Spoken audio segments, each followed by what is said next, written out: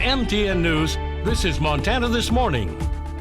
Community leaders in Butte are trying to get the EPA to share more information about mine waste cleanup in the mining city. Coming up, our John Amy explains how county commissioners hope to do just that. County commissioners had a joint meeting last week. I'm Kristen Merkel, and I'll tell you what plans they have to improve safety and mobility on Highway 191. And we are 6 days out since the horrific attack on Israel. And though Montana is thousands of miles away from the region, we head to a vigil that brought a community together. Alrighty, it is 6:32 now on this Thursday edition of Montana This Morning. Jane McDonald and Matt Elwell with you. How are you doing this morning, Matt? Great. It's a gorgeous afternoon. If you like cooler temperatures, we'll go with that. Mainly seeing 40s across the area this morning. Wet roadways. It is going to be a slow go. There may be some patchy fog in a few areas. Not a ton of wind this morning, but the wind will be more of an issue through the afternoon. That shower activity is going to continue for parts of the area. Through the morning, the afternoon becomes a little more spotty, and by the evening our skies will begin to clear. Lights are on up on the Montana State University campus. Better to see the raindrops with temperatures into the 40s. Looks like we're going to see a little drier setup with just a few splash and dash showers in the Butte area today. Drier and warmer for the weekend. We'll break it all down for you in just a few minutes. All right, thank you very much, Matt. Now, right off the top, more transparency and public input. One Butte commissioner is drafting a resolution requiring the EPA to be more upfront on the Superfund cleanup that is yet to start in Butte. Our John Amy explains.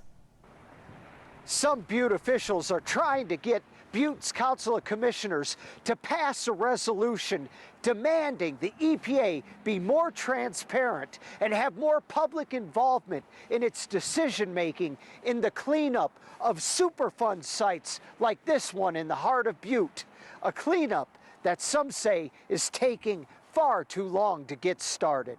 The consent decree has been finalized, and here we have not moved a shovel full of dirt yet.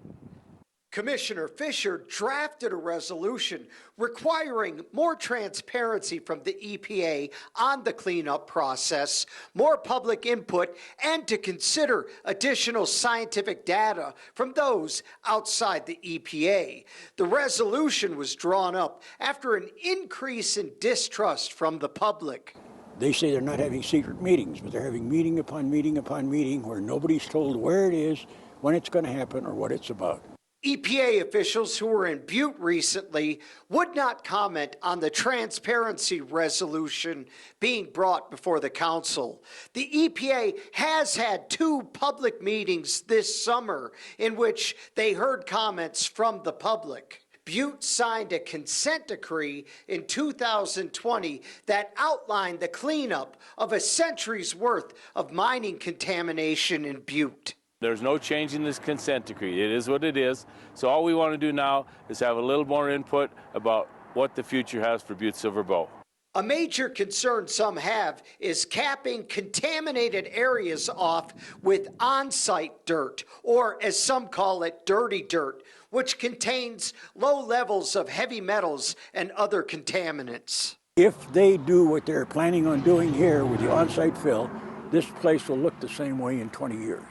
In Butte, John Amy, MTN News. Thank you very much, John. Now on to some statewide headlines. Starting next year, some Montanans will be getting a little more money in their pockets. The state's minimum wage will increase by 35 cents on January 1st. A 2006 voter-passed law ties Montana's minimum wage to inflation. According to the Montana Department of Labor and Industry, the current minimum wage will go from $9.95 an hour to $10.30 an hour. The new wage takes effect on January 1st. The 35-cent an hour increase follows last year's 75-cent an hour increase, which was the largest in more than a decade. Statistics show about 19,000 people in Montana, or just over 4% of the population, is paid minimum wage. And last week, Gallatin and Madison County Commissioners met to discuss infrastructure improvements in Big Sky. MTN's Kristen Merkel reports on a new plan to address safety in the stretch of highway between Four Corners and Big Sky. Several topics were discussed at last week's Joint Commission meeting to discuss Big Sky infrastructure, one being safety on this major roadway. As all of southwest Montana has seen significant growth, we've seen that growth with cars on our road. And with more cars comes more accidents like this one earlier this year caught on video. At the Madison-Gallatin Joint County Commission meeting, the Montana Department of Transportation and their contract and engineering firm, HDR, talked about a plan to improve Highway 191. Executive Director for Big Sky Resort Tax, Daniel Bierschwal, says a plan like this could be a traveling game changer. The optimization plan is really going to be, a path forward for how we're going to be able to crack a nut. HDR's strategic project manager, Spencer Dodge, says these improvements are necessary between Four Corners and Big Sky. Figuring out what community priorities are, emphasizing safety and mobility, and working with community stakeholders to really figure out, what's most important to the 191 corridor, and we want to make sure that this is a safe and easily travelable corridor. Bierschwal, who lives in Big Sky, says he's ready for a positive change for the drive to and from Big Sky. And I'm really excited about seeing what opportunities exist, specifically in the community of Big Sky, and that one road in and one road out is our Achilles heel. If you're interested in learning more about the plan or becoming a stakeholder, you can visit the link in our website. In Big Sky, Kristen Merkel, MTN News. Thank you very much, Kristen. Now, back in August, we told you Montana leaders were raising concerns that a provision in federal law might lead to a loss of funding for school-based hunting, education, and archery programs. Congress overwhelmingly approved a House bill that added an exemption, saying that restrictions didn't apply to hunting or archery education in schools. President Joe Biden signed the bill last week, and Montana Senator Jon Tester sponsored the same legislation in the Senate.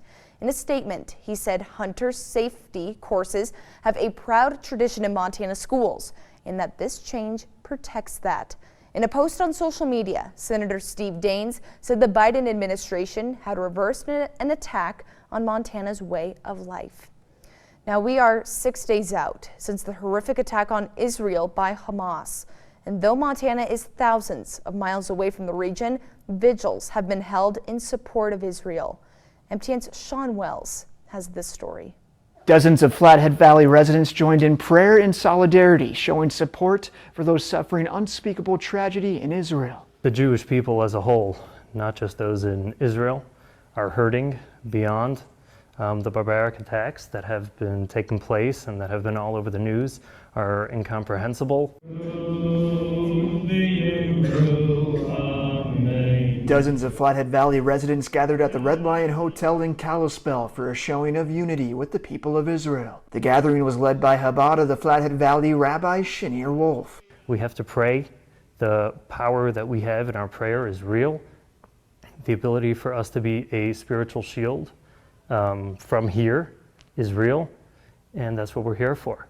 That while our brothers and sisters in Israel might be the ones on the ground, we are there spiritually for them, and will be till the end of this. Rabbi Wolf gave remarks while leading the gathering in prayer and song. Kalispell Mayor Mark Johnson also attended and offered his support for the people of Israel. But we will continue to live, we will continue to thrive as a people, as a nation, and we will say it from the rooftops here in Kalispell. Big Fork resident Stephen Snall has friends and family currently in Israel. He says they are in and out of bomb shelters as they fight for their safety. He's thankful for the support Montanans are showing toward the people of Israel during this tragedy.